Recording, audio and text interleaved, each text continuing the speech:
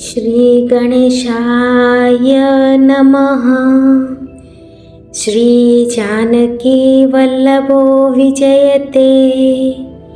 श्रीरामचरितमानस प्रथमसोपान बालकांड। भक्तबंधु, आज आमे रामचरित मानसर प्रथम सोपान बालकांड भीतर को प्रवेश करिबा। रामचरित मानस र 7टी सोपान अछि। तार जो प्रथम सोपान ताहा बालकांड नाम रे नामित अटे। बालकांड भीतर को प्रवेश करिबा परे सर्वप्रथमे आमे समस्त देवी देवतांकर चरण वंदना करिबा। साधारणतः आमे कोनोसी शुभ कार्य जेतेबेले आरंभ करिथाउ सेतेबेले आमे समस्त देवी देवतांकर चरण वंदना करिथाउ। सेमानंकर आशीर्वाद सेमानंकर कृपा भिक्षा करिथाउ।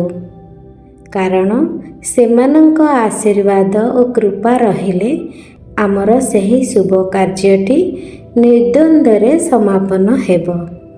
सेथिपाई गोस्वामी तुलसीदास जी रामचरित मानस रचना करिबा समय रे प्रथमे समस्त देवी देवतांकर चरण वंदनारु ही आरंभ करिसंती।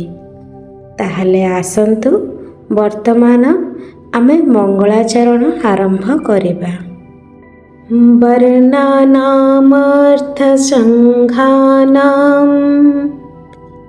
रसानां छन्दसामपि मंगलानां च कर्तारौ वन्दे वाणी विनायकौ। अर्थात समस्त वर्ण अर्थ रस छंद और मंगलर सृष्टिकारिणी सरस्वती और सृष्टिकर्ता श्री गणेश को मु वंदना करुछि। भक्तबंधु, माँ बीणापाणी एवं भगवान श्री गणेश हेले विद्यादाता विद्यादात्री। भगवान श्री गणेश हेले विघ्न हर्ता। तेणु समस्त कार्य आरंभ करिबा पूर्वरु तांकर ही चरण वंदना करा जायथाय। भवानी शंकरौ वंदे श्रद्धा विश्वास रूपिणौ याभ्यां विना न पश्यन्ति सिद्धाः स्वान्तहस्तमीश्वरम्।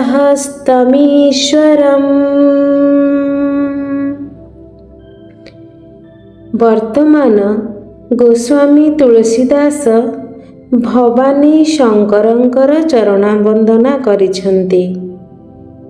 सेही भवानी शंकर जहांक बिना सिद्ध माने निज हृदय स्थित ईश्वर को देखि पारंती नहीं। सेही श्रद्धा और विश्वासर स्वरूप भवानी शंकर को मु वंदना करुछि। वंदे बोधमयं नित्यं गुरुं शंकर रूपिणं यमाश्रितो हि वक्रोऽपि चंद्रः सर्वत्र वन्द्यते।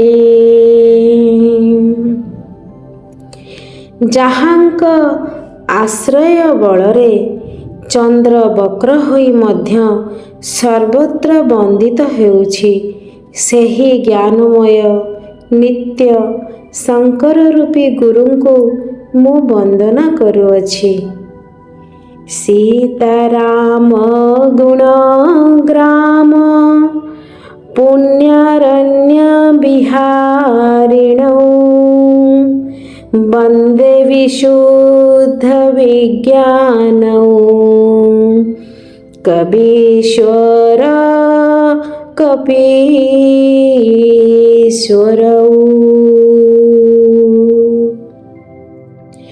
श्री सीतारामଙ୍କ गुण समूह रूपक पवित्र वनरे विहार करुथिबा विशुद्ध विज्ञान संपन्न कपीश्वर श्री वाल्मीकि ओ कपीश्वर श्री हनुमानଙ୍କୁ ମୁଁ वंदना करुअछि।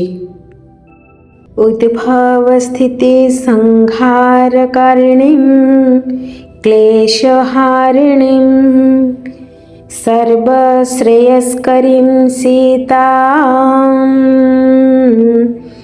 नतोऽहं रामवल्लभा। उत्पत्ति स्थिति और संहारकारिणी अविद्यादि पंचक्लेश हारिणी सकल कल्याणकारिणी तथा श्रीरामंक प्रियतमा श्री सीतांकु मु नमस्कार करुछि। यन्माया वशवर्ती विश्वमखिलं ब्रह्मादि देवासुरा यत् सत्त्वादमृषैव भाति सकलं रज्जौ यथा हेर्भ्रमः यत् पादप्लवमेकमेव हि भवाम्भोधे स्थितिर्सावताम् वन्देऽहं तमशेष कारणपरं रामाक्ष्यमीशं हरे।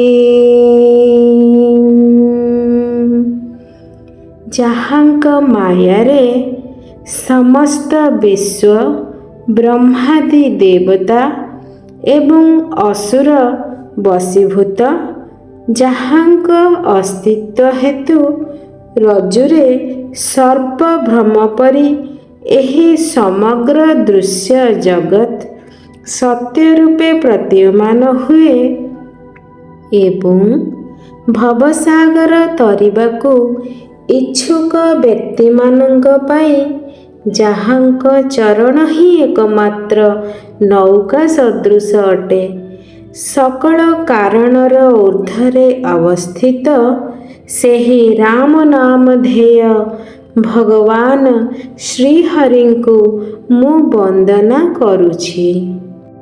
ନାନା ପୁରାଣ ନିଗମାଗମ ସମ୍ମତಂ ୟଦ୍ ରାମାୟଣେ ନିଗଦିतं କ୍ୱଚିଦନ୍ୟତୋऽପି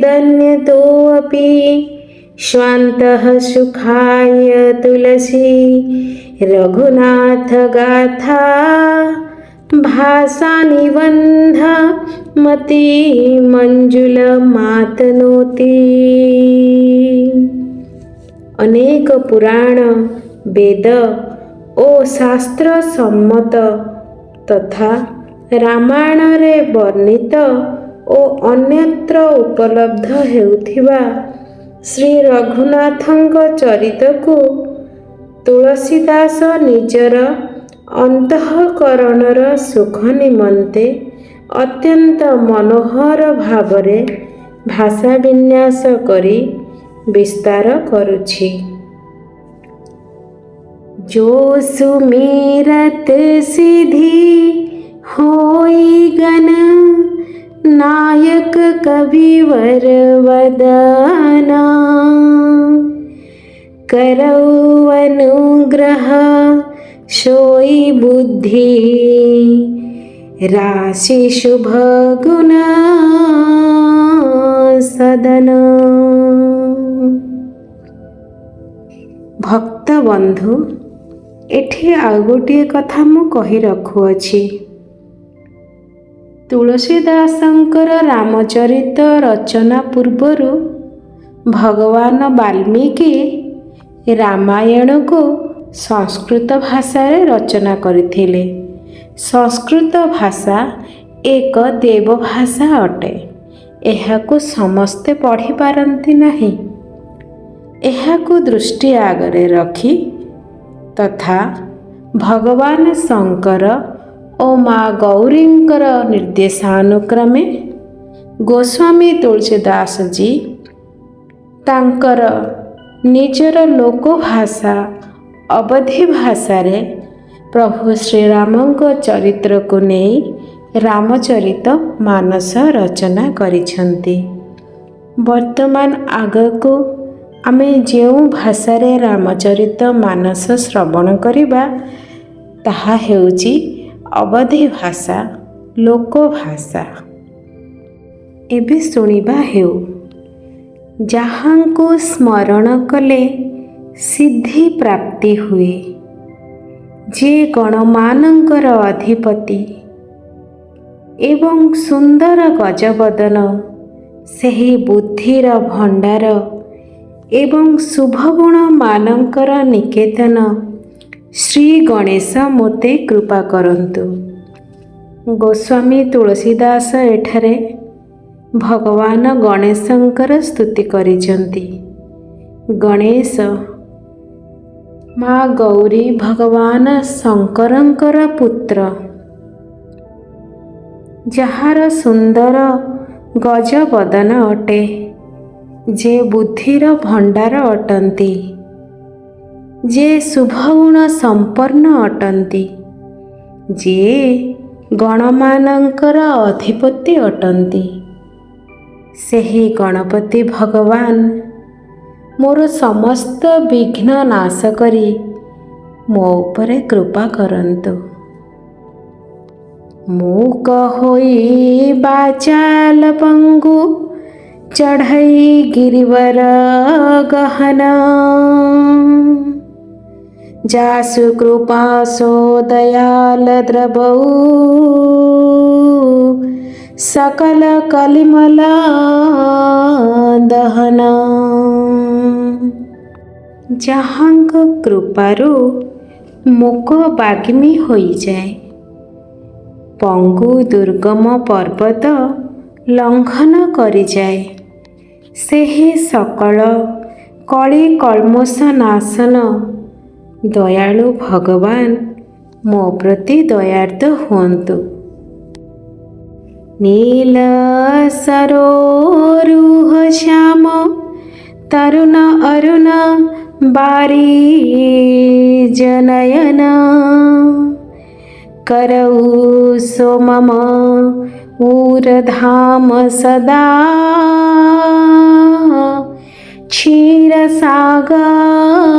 क्षीरसागर शयन। जे नील कमल सम श्याम वर्ण, जहाँक नयन तरुण अरुण द्वारा प्रस्फुटित पद्मतुल्य अरुणाभ, एवं जे सर्वदा क्षीरसागर रे शयन करती, सेही भगवान नारायण मो हृदय रे निवास करंतु। कुंद इंदु समादेह उमा रमन करुणायन, जाहि दिन पर नेह करऊ कृपामर्दनमयन।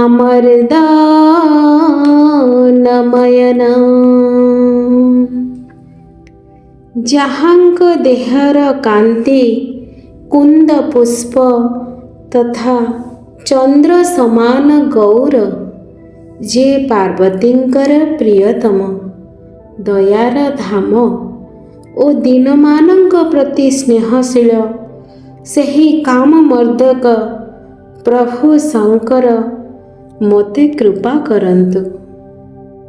भक्तबंधु, वर्तमान गोस्वामी तुलसीदास जी गुरुंकर चरण वंदना करुअछंती। वंदौ गुरुपद कंज कृपा सिंधु नररूप हरि, महामोहतम पुंज जासु ବଚନ ରବିକର ନିକର। ଯେଉଁ ଗୁରୁଦେବ ହେଉଛନ୍ତି କୃପାର ସିନ୍ଧୁ, କୃପାର ସାଗର ତଥା ନର ରୂପଧାରୀ ଶ୍ରୀହରି, ଯେ ଶ୍ରୀହରିଙ୍କର ପ୍ରତିନିଧିତ୍ୱ କରିଥାନ୍ତି, ଯାହାଙ୍କର ବଚନ ମହାମୋହ ରୂପୀ ଘନ ଅନ୍ଧକାରକୁ ନାଶ କରିଦେବାରେ ସୂର୍ଯ୍ୟ କିରଣ ସ୍ୱରୂପ ଅଟେ। ମୁଁ ସେହି ଗୁରୁଦେବଙ୍କ ଚରଣ କମଳକୁ ବନ୍ଦନା କରୁଅଛି। ତେବେ ଆସନ୍ତୁ ସମସ୍ତେ ମିଶି ଗୁରୁଙ୍କ ଚରଣ ବନ୍ଦନା କରିବା। ବନ୍ଦଂ ଗୁରୁପଦ ପଦୁମ ପରାଗା ସୁରୁଚି ସୁବାସସ ରସ ଅନୁରାଗା ଅମୀୟ ମୁରିମୟ ଚୂରନ ଚାରୁ ସମନ ସକଲ ଭବ ରୁଜ ପରିବାରୁ।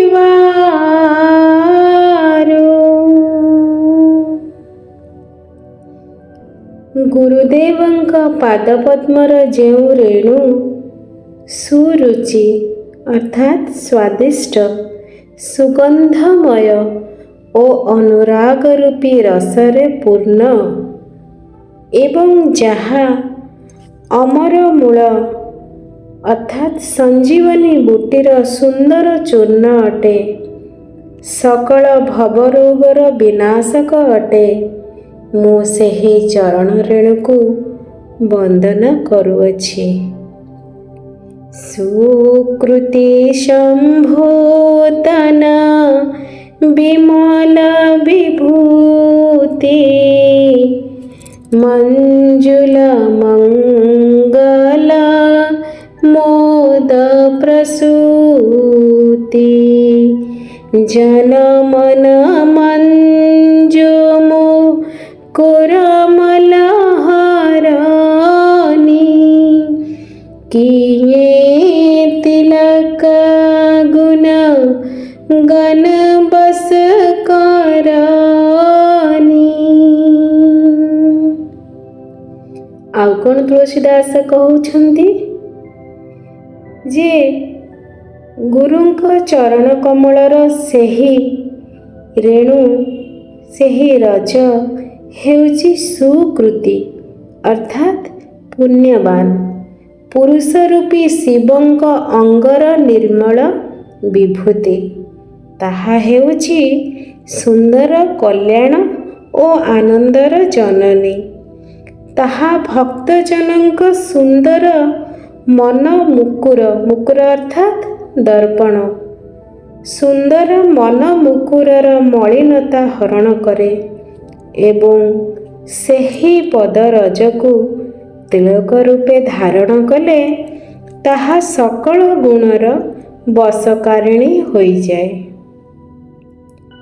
ଶ୍ରୀ ଗୁରୁ ପାଦନଖ ମଣିଗନି ଜ୍ୟୋତି ସୁମିରତ ଦିବ୍ୟ ଦୃଷ୍ଟି ହିୟ ହୋତି ଦଲନ ମୋହତମ ଶୋଷ ପ୍ରକାଶୁ बड़े भागौर आवई जासु। गुरुदेवଙ୍କ ପାଦନଖ ରୂପକ ମଣିମାନଙ୍କର ଜ୍ୟୋତିକୁ ସ୍ମରଣ କରିବା ମାତ୍ରେ ହୃଦୟରେ ଦିବ୍ୟ ଦୃଷ୍ଟି ଉଦ୍ରେକ ହୁଏ। ଏଠାରେ ଗୋସ୍ୱାମୀ ତୁଳସୀଦାସ ଗୁରୁଦେବଙ୍କ ପାଦର ନଖକୁ ମଣି ସହିତ ତୁଳନା କରିଅଛନ୍ତି। ସେହି ସୁନ୍ଦର ଜ୍ୟୋତି ଅଜ୍ଞାନ ଅନ୍ଧକାର ବିନାଶ କରେ ଯାହାଙ୍କ ହୃଦୟରେ ତାହା ଉଦ୍ଭାସିତ ହୋଇଯାଏ ସେ ବଡ଼ ଭାଗ୍ୟବାନ ଅଟେ।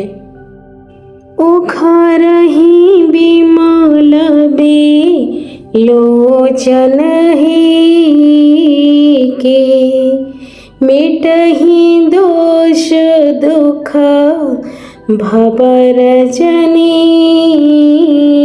के सुझहि रामचरित मनि मानिक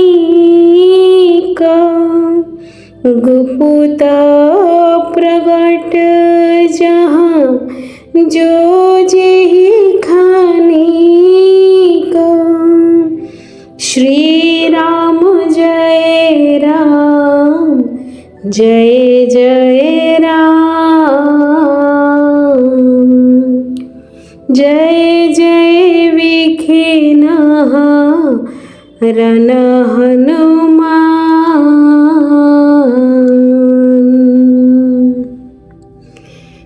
ସେହି ଜ୍ୟୋତି ହୃଦୟରେ ଉଦିତ ହେବା କ୍ଷଣି ହୃଦୟର ନିର୍ମଳ ନୟନ ଖୋଲିଯାଏ ତଥା ସଂସାର ରୂପୀ ରାତ୍ରିର ଦୋଷ ଓ ଦୁଃଖ ଦୂର ହୋଇଯାଏ ଏବଂ ଶ୍ରୀରାମଚରିତ ରୂପୀ ମଣି ଓ ମାଣିକ୍ୟ ଯେକୌଣସି ଖଣିରେ ଗୁପ୍ତ ହୋଇ କିମ୍ବା ପ୍ରକାଶ୍ୟରେ ରହିଥାଉ ନା କାହିଁକି ତାହା ସ୍ପଷ୍ଟ ଦେଖାଯାଏ।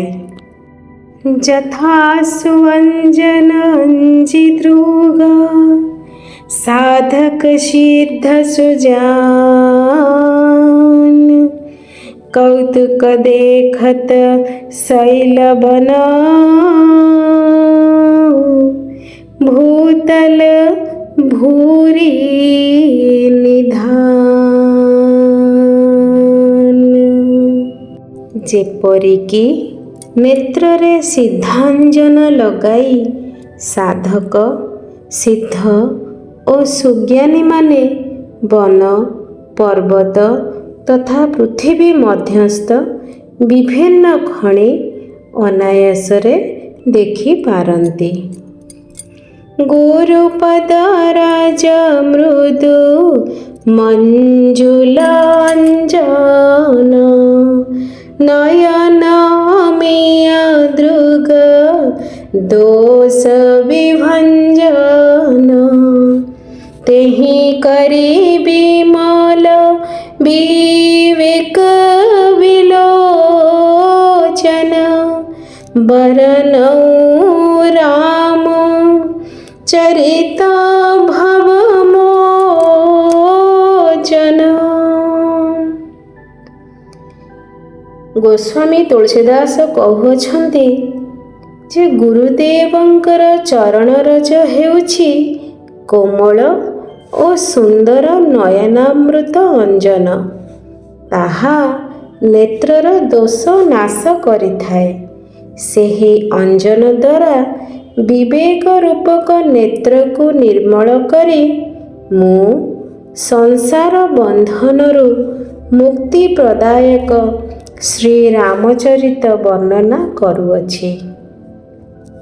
भक्त बंधु आजि पई एतिकी।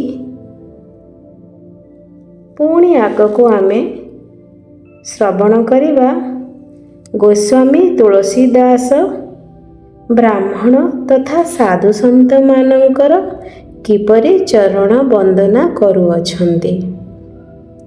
तेबे मो सहित समस्ते मिसी भगवान श्रीराम ओ प्रभु हनुमानकर कीर्तन करन्तु। सीताराम हनुमान सीताराम हनुमान सीताराम हनुमान सीताराम हनुमान सीताराम हनुमान सीताराम हनुमान सीताराम हनुमान सीताराम हनुमान सीताराम हनुमान सीताराम हनुमान सीताराम हनुमान सीताराम हनुमान सीताराम हनुमान सीताराम हनुमान सीताराम हनुमान सीताराम हनुमान। सियावर रामचंद्र की जय। पवन सुत हनुमान की जय। हर हर महादेव की जय।